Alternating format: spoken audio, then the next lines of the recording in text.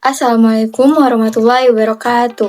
Halo semuanya, saya Danova akan membawa kalian dalam pembahasan penting dalam administrasi publik tentang kelembagaan daerah dalam urusan pemerintahan. Konsep dasar kelembagaan daerah.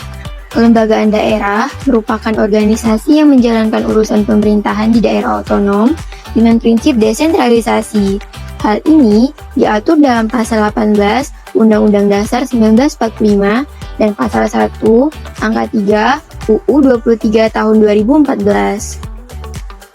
Selanjutnya, ada unsur kelembagaan daerah. Yang pertama, ada kepala daerah yang terdiri dari gubernur, bupati, dan wali kota. Yang kedua, ada DPRD atau Dewan Perwakilan Rakyat Daerah. Dan yang ketiga, ada perangkat daerah yang terdiri dari sekretariat, dinas, badan, dan lembaga teknis. Dan selanjutnya, ada tugas utama dari kelembagaan daerah. Yang pertama, memberikan pelayanan publik, dan yang kedua, menyelenggarakan pembangunan daerah, dan yang ketiga, membuat kebijakan lokal yang sesuai dengan kebutuhan masyarakat di daerah tersebut. Urusan pemerintahan daerah. Menurut Undang-Undang Nomor 23 Tahun 2014, pembagian urusan pemerintahan daerah meliputi yang pertama, urusan pemerintahan absolut. Di sini sepenuhnya menjadi wewenang pusat seperti politik, pertahanan, agama, moneter, dan justisi. Yang kedua, urusan pemerintahan kongruen. Di sini terbagi antara pusat dan daerah. Dari urusan wajib, itu berkaitan dengan pelayanan dasar seperti pendidikan, kesehatan, infrastruktur, ketertiban umum, dan sosial. Dan urusan pilihan, yakni sesuai potensi unik masing-masing di daerah, seperti kelautan, pertanian, dan pariwisata. Dan yang ketiga, ada urusan dalam tugas pembantuan, yakni pelimpahan tugas ke pusat ke daerah, atau antar daerah yang biayanya berasal dari pemerintah yang memberikan penugasan. Koordinasi pemerintahan daerah. Koordinasi antar unsur pemerintahan daerah dengan pemerintahan pusat sangat krusial agar kebijakan dan program berjalan dengan sinergis.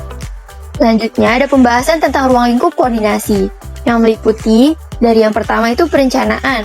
Jadi kepala daerah menyusun RPJP dan RPJM dengan melibatkan DPRD. Selanjutnya ada pelaksanaan.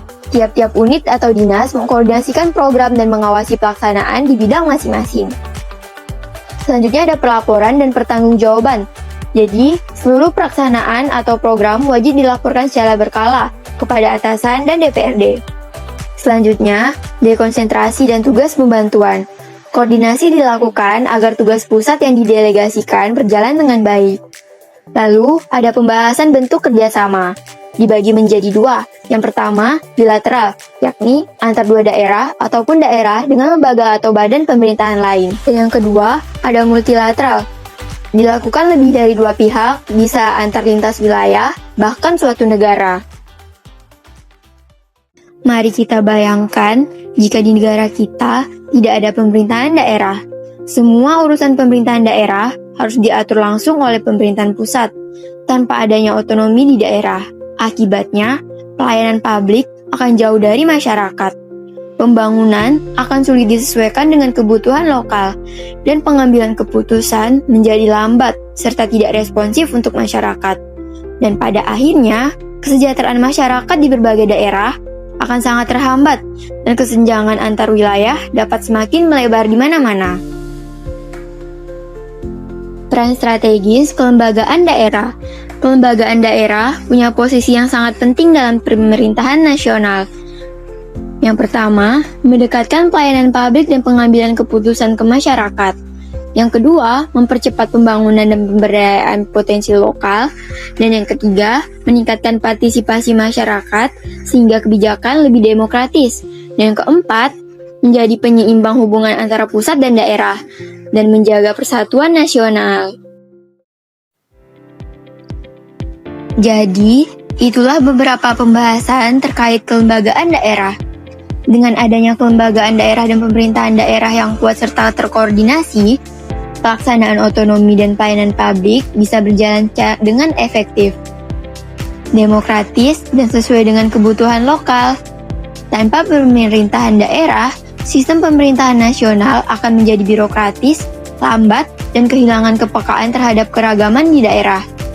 Maka, penguatan kelembagaan daerah menjadi kunci sukses pembangunan Indonesia yang berkelanjutan.